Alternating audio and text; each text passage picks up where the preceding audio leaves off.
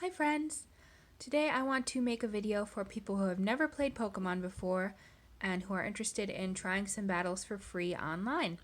So if you've never played Pokemon or you only played a long time ago and are getting back into it, this is for you. It's a great way to kill some time online, it's a free browser game, and it's a good way to make friends. I'd love to see some people I know picking up the game. So I'm going to be talking about a website called Pokemon Showdown. It's a free online browser emulator of Pokemon battles. It's not a full game. It doesn't have any of the story, the tutorials, the animations, the characters, the open world, any of that stuff that Pokemon games have. It just emulates battles. It's pure strategy, more like the card game than a video game. So if that interests you, keep watching. So you're going to go to the site, PokemonShowdown.com, and click Play Online. This is going to load a page with news on the left and chat rooms on the right. You can ignore those for now. Scroll down in the left-hand frame until you get to a drop-down menu that says Format. If you're completely new to Pokemon, I suggest playing in the format Gen 8 Random Battle. This means you'll connect to people using Generation 8 Pokemon, which is the current generation, also known as Sword and Shield.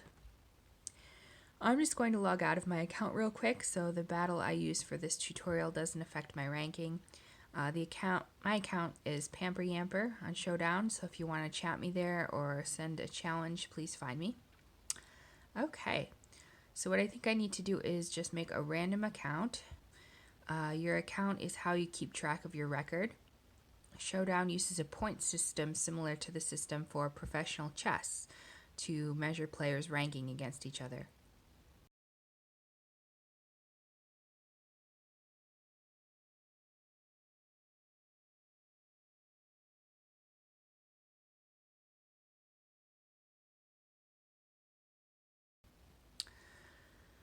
So click this button, Battle, find a random opponent. Okay, so we're connected and we're in a battle. You can see on the right side of the screen there's a chat window. I'm playing against a user called Mozit Mama. You can see a few rules in the top of the chat, like the species clause and the sleep clause. The sleep clause, for example, says you can only put one of your opponent's Pokemon to sleep at a time. And it looks like the Pokemon I'm using is Solgaleo and my opponent is using Mudsdale. I just want to call attention to one more thing in the chat window before switching to the battle proper, and that's the fact that the timer is on. You can see from that red text in the chat window that my opponent has activated the timer, which means if you take too long to make your moves, you will automatically lose the match. So watch for that. Also, if your opponent seems to have walked away or is taking too long, feel free to turn the timer on yourself. It's a little red clock with an hourglass and a rectangle below the right side of the battle window. So, let's talk about some of the other things in the battle window. Reading from the top left and going clockwise, you see that the game tells you the turn number. Then on the upper right is your opponent's Pokemon, their level, their health meter. Their level tells you how strong they are.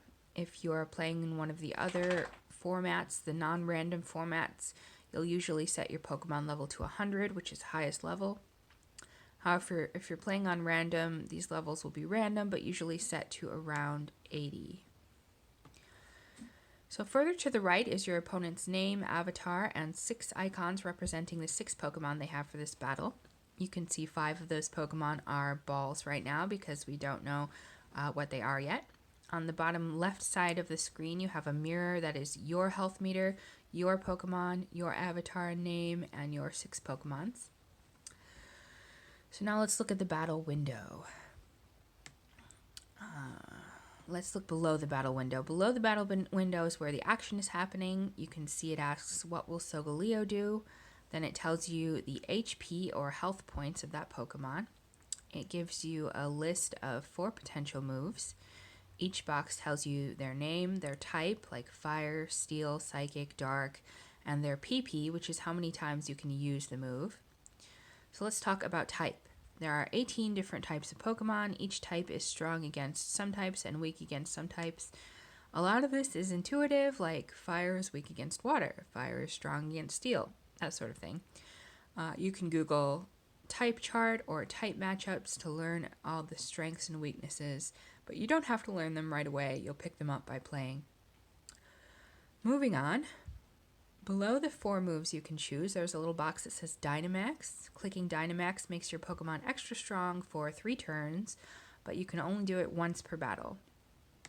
Below the Dynamax option, there are the names of the 6 Pokemon you have with you. You can see I have Sandaconda, Rillaboom, and a few others. As you play, you'll pick up information about these Pokemon, like what their types are, what kind of moves they use, and how fast they are. This will help you decide when to switch between them and which ones you want to switch in. Okay, so if you hover your mouse over your Pokemon's image, it tells you some info about them. It tells you their type, their HP, which is their amount of health, their special ability, the item they're holding, and their stats. Each Pokemon has 6 stats: their HP, their attack, their defense, their special attack, their special defense, and their speed. Attack and defense are physical stats, whereas special attack and special defense, are special stats. It's kind of the difference between using like a fighter barbarian class and a wizard class. Some Pokemon have very high attack and some have very high special attack. You want to pay attention to that and what your moves are. You can see Solgaleo has high attack, so you want to use physical moves. How do you tell if a move is physical? Well, you hover your mouse over the move. Below the name of the move are 2 colorful icons. One is the type of the move, so you can see this is fire type.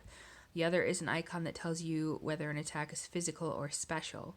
Physical attacks have a little explosion and special attacks have a little swirl. Below those icons, you can see the power, accuracy, and description of the attack. Now you can see this attack inflicts damage on both the target and the user. It also interacts with 2 status conditions, burn and freeze. At some point you'll want to Google non-volatile status conditions to find out what these do. Those are burn, freeze, poison, paralysis, and sleep. Now, if you do get burned or frozen, an icon will appear next to your health meter in the battle window.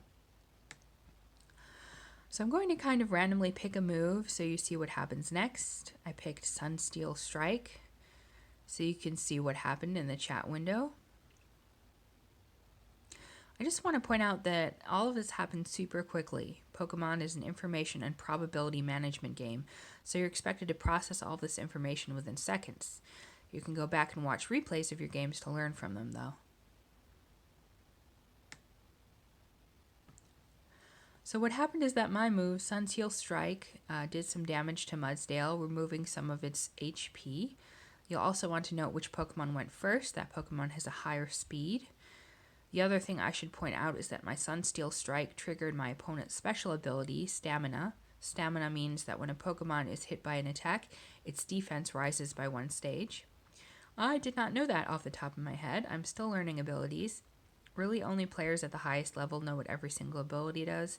But if you play a lot, there are some abilities like Intimidate or Lightning Rod, which you'll learn to play around pretty quickly.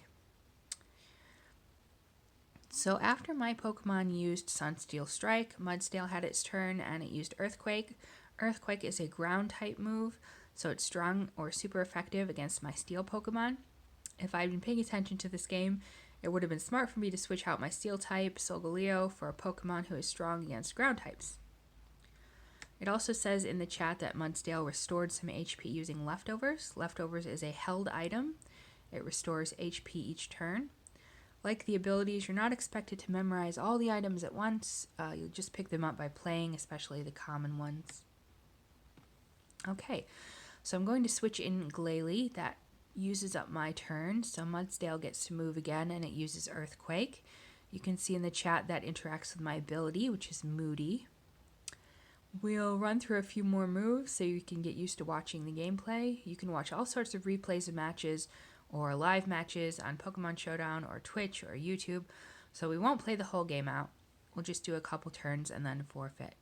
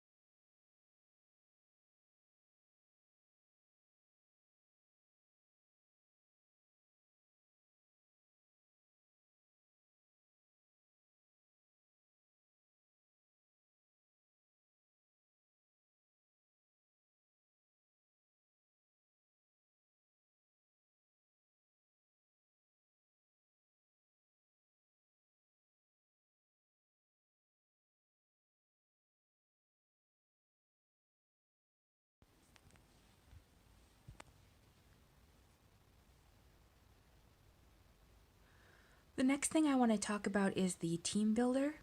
This is actually a really good learning tool. So go to the main website, click play, and then click team builder. This opens up a page with all your teams on it. They are automatically saved to the site using cookies, but if you clear your cookies, you will lose them. So I'll show you later how to save them. So click on New Team, then click Add Pokemon.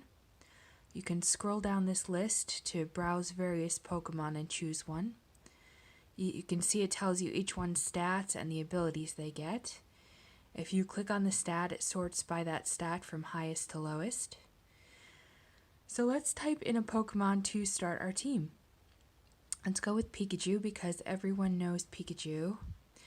There are a lot of different regional forms of Pikachu because it's a popular Pokemon, but we'll just click regular Pikachu. So you can see it gives you the option to set a nickname, a level, which is currently 100, gender, and a lot of other options. Shiny just means the Pikachu will have a slightly different color scheme. It doesn't affect gameplay. Gmax means that when you Dynamax, you get some different moves than a regular Dynamax Pikachu. Another thing you can choose is what item your Pikachu is holding. You can see that there's a list of common items down here. When you choose one, the cursor jumps to the next field, which is ability. You can see in the info area down below, it tells you what the abilities are and what they do. Then you can choose 4 moves. The list of moves is usually sorted into 2 groups, the more commonly used ones and then the ones that are more rarely used. But some of the rarely used ones are still really good, so don't ignore them. Last, you're able to set your Pokemon stats. There are the base stats for the species on the left, and then EVs, which total 508 points. So you just fill in those fields up to 508. And IVs, which are usually set to 31, the maximum for each stat. You can Google EVs and IVs for more information about that. And the last thing is nature.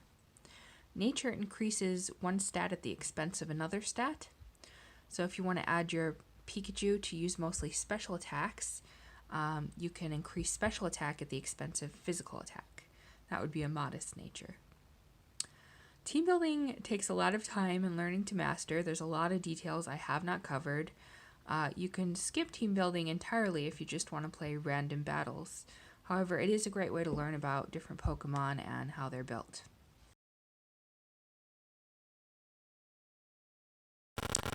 The other thing I wanted to cover is how to save a team. There are 2 ways to do this. One is to make a paste. If you click on save to paste, that creates a URL which you can send people.